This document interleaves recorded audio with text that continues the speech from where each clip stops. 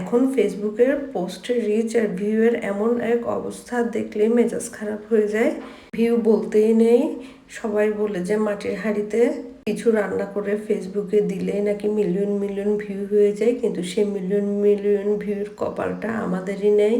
হাজার খানেক তুলতে আমাদের অনেক বেশি খবর হয়ে যায়।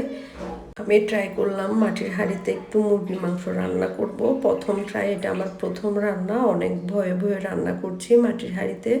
মাটির হাঁড়িতে রান্না করতে বেশ কিছু প্রসেসিং আছে। সেটা হচ্ছে, প্রথমে মাটির হাঁড়িটাকে আমি গতকাল থেকে ভিজিয়ে রেখেছিলাম একেবারে ডুবো পানিতে।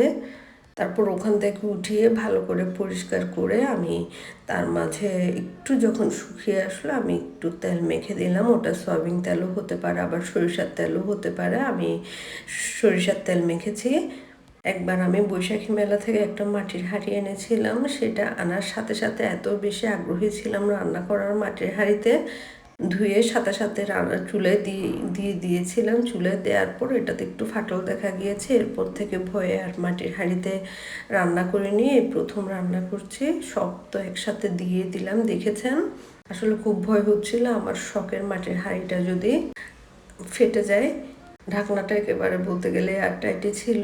চুলার আঁচটা আমি আপনাদের সাথে শেয়ার করছি। একেবারে ডিমের চেয়ে একটু বাড়তি আঁচ রেখেছি আমি এটাতে। খুব অল্প সময়ের মধ্যে গরম হয়ে আসলো। আমি এটাও কিন্তু খুব আস্তে আস্তে করছি। ভিডিওটা একটু অন্ধকার এসছে, কারণ ইলেকট্রিসিটি ছিল না। চুলার কাছে যে লাইটটা ছিল ওটাতে আইপিএস এর লাইন ছিল না। সব মশলা একসাথে মেখে চুলাটা ডিম করে দিয়ে আস্তে আস্তে আস্তে আস্তে মাংসটা হয়ে যায় দেখলাম। আমি কিন্তু মশলা মেখানোর পর প্রায় 30 মিনিটের মতো মেরিনেট করে রেখে দিয়েছিলাম, যাতে মজাটা একটু বেশি হয়। ট্রাস্ট মি, মাটির হাঁড়ির রান্না এত যে মজা লেগে তা আগে কখনো জানতাম না। এখন তো প্রায় মাটির হাঁড়িতে রান্না করব চিন্তা করছি। আজকে চিকেন করেছি, আরেকদিন গরু মাংস করব। শুধু আমি না, বাসার সবাই তৃপ্তি ভরে খেয়েছে।